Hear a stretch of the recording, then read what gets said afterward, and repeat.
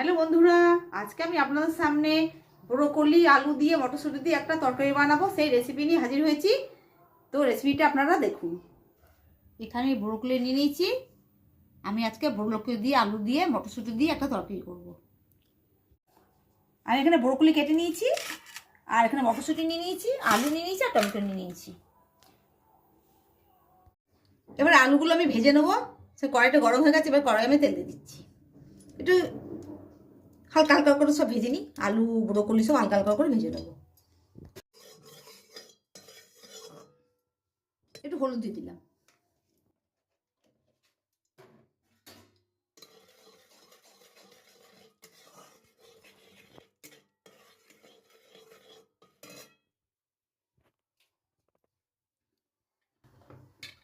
যে আলুগুলোকে দিচ্ছি।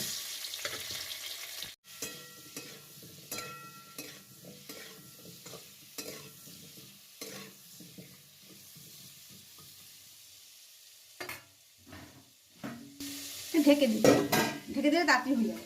ঢাকাটা খুলছি।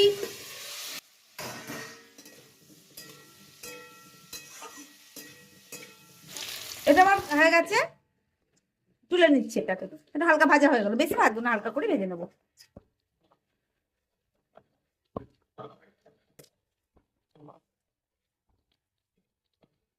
এই তেলের মধ্যে একটু তেল দিয়ে ব্রোকলিগুলো ভেজে নেবো। একটু তেল দিয়ে দিচ্ছি, সামান্য নুন দিয়ে দিচ্ছি, একটু হলুদও দিয়ে দিচ্ছি।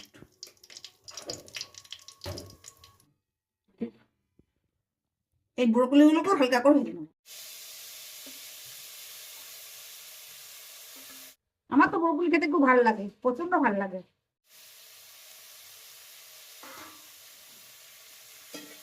আপনাদের কেমন লাগে আপনারাই বলবেন।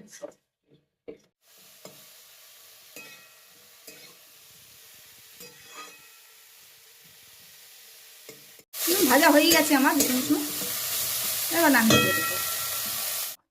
আর ফুলকপি বলুন আর এই ব্রোকলি বলুন, আমার তো পেঁয়াজ রসুন ছাড়াই ভালো লাগে। অনেকে পেঁয়াজ রসুন দিয়ে করে, কিন্তু আমি একদম পেঁয়াজ রসুন করি না। ফুলকপি যেভাবে রান্না করি এটাকে সেই একইভাবেই রান্না করি। আর ফুলকপি জাতীয় তেলটা আমার পেঁয়াজ রসুন দিয়ে এগুলো একদমই বানাই না। আমি নিরামিষ বানাই, ওগুলো খুব সুন্দর লাগে আমার। পেঁয়াজ রসুন দিয়ে একদম পছন্দ করি না করাটা এটা। এবার কড়াই তেল দিয়ে দিচ্ছি, ওই কড়াই তেল দিয়ে দিচ্ছি। এবার রান্নাটা শুরু করব। তেলটা আমার গরম হয়ে গেছে, এর মধ্যে আমি একটা শুকনো লঙ্কা ছিঁড়ে দিলাম, আর দুটো তেজপাতা দিয়ে দিলাম।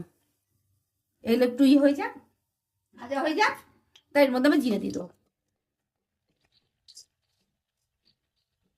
লঙ্কার তেজপাতা আমার ভাজা হয়ে গেছে, এর মধ্যে আমি সামান্য জিরে ফোড়ন দিয়ে দেবো। জিরে ফোড়ন দিয়ে দেবো, এক এক করে এখানে মশলাগুলো সব দিয়ে দেবো। যেহেতু আদা বাটা দিলে তেল ছিটকাবে, সেই জন্য অল্প একটু হলুদ আমি প্রথমে দিয়ে নিলাম, যাতে তেল ছিটকাটা যেন না হয়। তারপরে আবার আমি হলুদ দেবো, যেমন আদা বাটা দিয়ে দিলাম, তাহলে তেলটা ছিটকালো না। আদা যে একটা কাঁচা গন্ধ থাকে সেটা চলে যাবে, সেই জন্য আদাটা কিন্তু ভালো করে ভেজে নিতে হয়। সামান্য ভাজা হয়ে গেল, এর মধ্যে আমি 1 চামচ জিরে গুঁড়ো দিয়ে দিলাম, আর একটু ধনে গুঁড়োটা বেশি দেবো, 1.5 চামচ দিয়ে দিলাম ধনে গুঁড়ো। এবার এবার হলুদ দিয়ে দিচ্ছি, তখন তো অল্প হলুদ দিয়েছিলাম, এখন হলুদ দিয়ে দিলাম।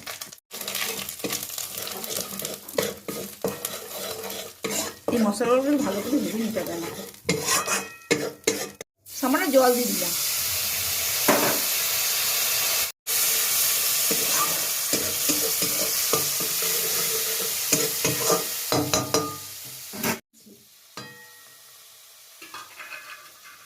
টমেটো দেওয়ার সাথে সাথে নুনও দিয়ে দেবো, তার টমেটোটা গলে যাবে।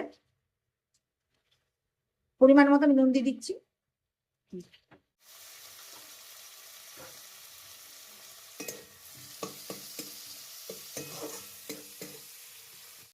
সামান্য একটু জলও দিয়ে দিচ্ছি।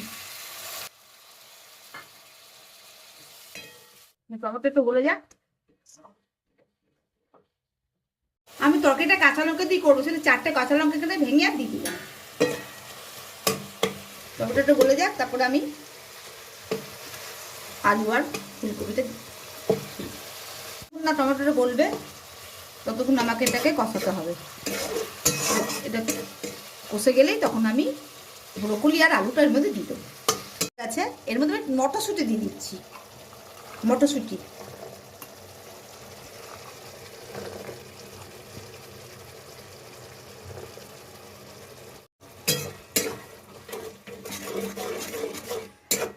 একটু ভালো করে কষিয়ে নিই। এই কষানোটার মধ্যেই আমি একটু ভাজা মশলাও দিয়ে দিচ্ছি। আমার তো ভাজা মশলা, জিরে, দারচিনি এসব ভাজা করে আমি দিয়ে, এটাই আমার গরম মশলা। আমি গরম মশলা ব্যবহার করি না, আমি এটাকেই ব্যবহার করি।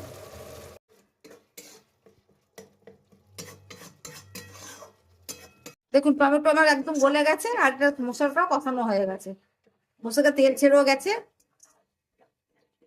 দিয়ে দিচ্ছি।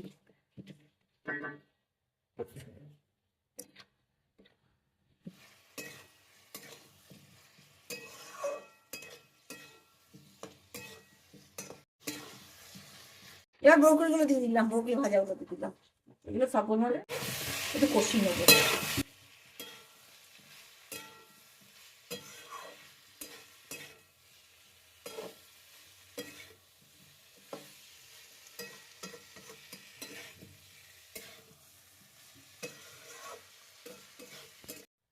এবারে জল দিয়ে দেবো।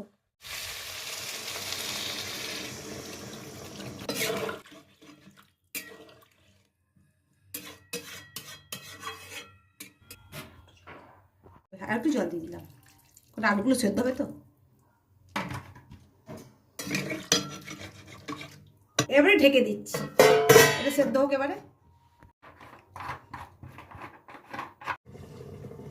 এবার ঢাকনাটা তুলছি আমি।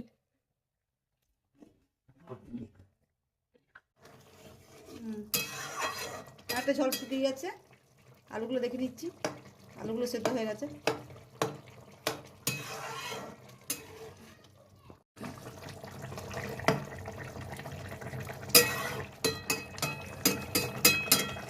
এটা একটুকুন আলুটা সেদ্ধ হবে,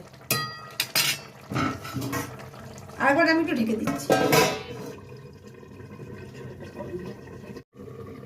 এবার ঢাকনাটা খুলে দিচ্ছি।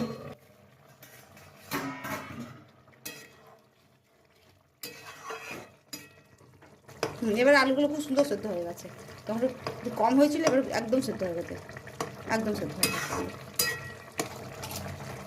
এর মধ্যে এক চামচ ঘি দিয়ে দিলাম। ভেজে রেখে মশলাটা তখন তো অল্প দিয়েছিলাম, সেই মশলাটা এখন আবার নামানোর সময় আবার দিয়ে দিলাম। একটু চিনি দিয়ে দিচ্ছি, চিনি না দিলে তো একদমই ভালো লাগবে না, চিনি দিতেই হবে, চিনি না দিলে টেস্টই আসবে না।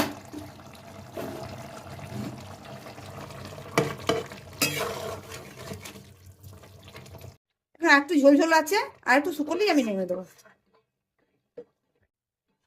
এবার তরকারিটা আমার হয়ে গেছে, এবার আমি নামিয়ে নেবো, আমার হয়ে গেছে।